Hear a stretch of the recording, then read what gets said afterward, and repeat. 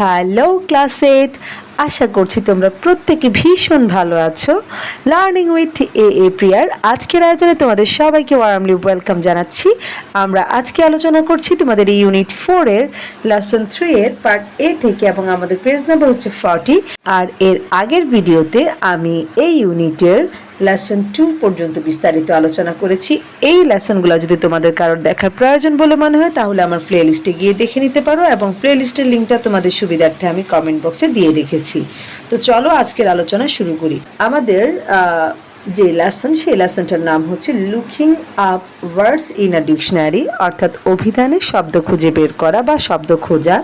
এবং আমাদের মূল টাস্কটা শুরু হচ্ছে পার্ট এ থেকে, এবং সেখানকার ইনস্ট্রাকশনে বলছে টক ইন গ্রুপস, অর্থাৎ দলবদ্ধভাবে কথা বলো, about the text in lesson 4, অর্থাৎ লেসন 4 এ দেওয়া অনুচ্ছেদ সম্পর্কে, and about the questions below. Below মানে হচ্ছে নিচে, অর্থাৎ নিচে দেওয়া প্রশ্নগুলো সম্পর্কে। তার মানে তোমাদের কাজ হচ্ছে লেসন 4 এ দেওয়া যে অনুচ্ছেদটা রয়েছে সেটা পড়া, এবং যে নিচের প্রশ্নগুলো রয়েছে সেগুলোর উত্তর খুঁজে বের করা। দেন রিড দ্য টেক্সট, তারপর হচ্ছে এই টেক্সটটা পড়বা বা এই টেক্সটটা পড়ো। তো আমরা প্রথমে দুটো কোশ্চেন দেখতে পাচ্ছি। প্রথম কোশ্চেনে বলছি, is there any connection between the alphabet and a dictionary? তো এগুলোর অর্থ আমরা সবাই জানি। অ্যালফাবেট মানে হচ্ছে বর্ণমালা, ডিকশনারি মানে হচ্ছে অভিধান। অর্থাৎ এই যে অভিধান এবং বর্ণমালার মধ্যে কি কোনো সম্পর্ক আছে, এটা জিজ্ঞেস করছে। তো অবশ্যই এটার মধ্যে একটা সম্পর্ক রয়েছে। সো আমরা আনসারটা কীভাবে দিব সেটাও একটু দেখে নিই। আমরা জানি যে বর্ণমালার সাথে ডিকশনারির একটা সম্পর্ক রয়েছে, কারণ ডিকশনারিতে যে ওয়ার্ডগুলো আমরা দেখি সেই ওয়ার্ডগুলো কিন্তু বর্ণমালার ক্রম অনুসারে সাজানো, তাই না? তো সো আমরা এইভাবে লিখতে পারি যে yes there is a connection. হ্যাঁ হ্যাঁ, এখানে একটা সম্পর্ক রয়েছে। তো বাকিটুকু যদি তোমরা চাও লিখতে পারো যে yes there is a connection between the alphabet and a dictionary. আমি পুরোটা লিখিনি, তোমরা চাইলে লিখতে পারো, না লিখলেও সমস্যা নেই। এরপরে লিখেছি আ ডিকশনারি অ্যারেঞ্জেস ওয়ার্ডস, অর্থাৎ অভিধানে শব্দগুলো সাজানো হয় according to the alphabetical order of letters. Alphabetical মানে হচ্ছে বর্ণনা ক্রমিক, হ্যাঁ, বা এখানে অ্যালফাবেটিক্যাল অর্ডার বলতে আমরা এভাবে বলতে পারি যে বর্ণমালার সিরিয়াল বোঝাচ্ছে এখানে, হ্যাঁ, বর্ণমালার সিরিয়াল অনুসারে, অথবা এভাবেও বলতে পারি যে বর্ণনাক্রমিকভাবে। তো অর্থাৎ ডিকশনারিতে শব্দগুলো এই যে বর্ণমালা ক্রম অনুসারে অথবা বর্ণনাক্রমিকভাবে সাজানো হয়। এর পরের যে কোশ্চেন, সেখানে বলছে যে what do you understand by alphabetical order, অর্থাৎ এই যে বর্ণমালার ক্রম বা বর্ণনাক্রমিক বিন্যাস বলতে তুমি কি বুঝো? তো এটার মানেটা কি? এটার মানে হচ্ছে এই যে আমরা ডিকশনারিতে যে শব্দগুলো দেখি আর কি, সেগুলো হচ্ছে আমাদের ABC, অর্থাৎ এ থেকে জেড পর্যন্ত যে 26টা লেটার রয়েছে সেই লেটারের ক্রম অনুসারেই সাজানো হয়। অর্থাৎ এই বর্ণের শব্দগুলো হচ্ছে সবার আগে আসবে, তারপরে হচ্ছে বি, অর্থাৎ যে শব্দটা বি দিয়ে শুরু হয়েছে সেই বি এর শব্দগুলা এরপরে আসবে।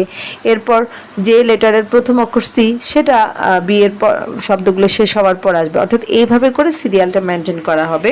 সো আমরা আনসারটা দিব এরকম যে alphabetical order means arranging words based on the order of letters from A to Z, অর্থাৎ এই যে বর্ণনাক্রমিক বিন্যাস বলতে বোঝায় হচ্ছে শব্দগুলোকে এই যে বর্ণ, অর্থাৎ এ থেকে জেড এর ক্রম অনুসারে সাজানো। তো এভাবে করে তোমরা আনসারটা দিতে পারো। এখন হচ্ছে আমাদের যে টেক্সট আমরা এখন সেটা একটু পড়ে নিব। দেখো এখানে বলছে the words in a dictionary R presented in alphabetical order. এখানে প্রেজেন্ট বলতে উপস্থাপন করা বোঝানো হচ্ছে, অর্থাৎ অভিধানের শব্দগুলোকে বর্ণনাক্রমে উপস্থাপন করা হয়। It follows the alphabetical order of letters. Follows মানে হচ্ছে এখানে অনুসরণ করা, অর্থাৎ এই বর্ণগুলো অর্থাৎ বর্ণনাক্রমিক অনুসরণ করে বা বর্ণমালা ক্রম অনুসরণ করে। It means word starting with the letter D will be before the word starting with the letter E, অর্থাৎ এটার মানে দ্বারা কি বোঝাচ্ছে? এর অর্থ হচ্ছে ডি বর্ণ দিয়ে শুরু হওয়া শব্দগুলো ই বর্ণ দিয়ে শুরু হওয়া শব্দগুলোর আগে থাকবে বা আগে বসবে। ইন দ্য সেম ওয়ে, একইভাবে word starting with the letter F, অর্থাৎ এফ বর্ণ দিয়ে শুরু হওয়া শব্দগুলো will come after the word starting with E, অর্থাৎ ই বর্ণের শব্দগুলোর পরে আসবে। অ্যাগেন আবার the word starting with the same letter, অর্থাৎ একই বর্ণ দ্বারা গঠিত শব্দ, আর also arranged one after another, একের পর অন্যটা আসবে, in alphabetical order in the dictionary, বর্ণমালার ক্রম অনুসারে। অর্থাৎ অভিধানে এই যে একই বর্ণ দিয়ে সাজানো শব্দগুলো একটার পর একটা বর্ণমালার ক্রম অনুসারে সাজানো থাকে বা বর্ণমালার ক্রম অনুসারে আসবে। ফর এক্সাম্পল, মানে উদাহরণস্বরূপ, the words dark, doctor and deep all start with the letter D. অর্থাৎ এই যে আমরা এখানে তিনটা শব্দ দেখতে পাচ্ছি, ডার্ক, ডিপ এবং ডক্টর, এই তিনটা শব্দই প্রথমটা শুরু হয়েছে ডি দিয়ে। This words appear in the dictionary in the order of dark, deep and doctor. অর্থাৎ এই যে শব্দ তিনটা, এটা কিভাবে আসবে দেখো, কোন ওয়ার্ডার অনুসারে আসবে। প্রথমে আসবে ডার্ক, তারপর আসবে ডিপ, এরপর আসবে হচ্ছে ডক্টর।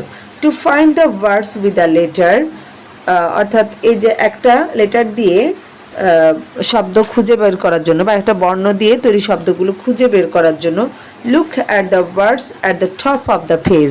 তাহলে কি করতে হবে, একেবারে পৃষ্ঠার উপরের দিকে যে শব্দগুলো আছে সেখানে দেখতে হবে। while doing the activities, অর্থাৎ এই কাজগুলো করার সময়, use a dictionary or a dictionary page as much as you can, একটা অভিধান বা অভিধানের পাতা ব্যবহার করবা যতটা সম্ভব। অর্থাৎ যতটা সম্ভব এই কাজগুলো করার সময় তোমরা কি করবা, একটা অভিধান না হয় একটা অভিধানের পাতা ব্যবহার করবে। তাহলে এই যে কথাগুলো বললো এখানে, এই জিনিসগুলো বুঝতে তোমাদের সুবিধা হবে। আর একটা ডিকশনারিতে তুমি কিভাবে খুব সহজে একটা শব্দ খুঁজে বের করতে পারবে সেই জিনিসটা কিন্তু তোমরা এখানে জানতে পারবা। তো আমরা এই টেক্সটের মধ্য দিয়ে আমাদের আজকের আলোচনা শেষ করছি। তো আলোচনাটা তোমাদের কেমন লেগেছে সেটা অবশ্যই কমেন্টে জানাবা। আমার গলাটা ভীষণ খারাপ, কিন্তু তারপরও মনে হচ্ছে যেহেতু তোমাদের এক্সাম সামনে, তোমাদের এই জিনিসগুলো একটু সলভ করে দেওয়া দরকার। তো আমি জানি না আসলে আমি কতটুকু তোমাদের বোঝাতে পেরেছি। তো যদি ভিডিওটা ভালো লেগে থাকে সেটা অবশ্যই কমেন্টে জানাবা। আর যদি তোমাদের নিজস্ব কোনো মতামত থেকে থাকে সেটাও আমাকে জানাবা। দেখা হচ্ছে পরবর্তী টপিকে, যেখানে আমি এই যে পার্ট বি থেকে আলোচনা করব। সে পর্যন্ত সবাই ভালো থাকো, সুস্থ থাকো, আর আমার জন্য একটু দোয়া করবা। আল্লাহ হাফেজ।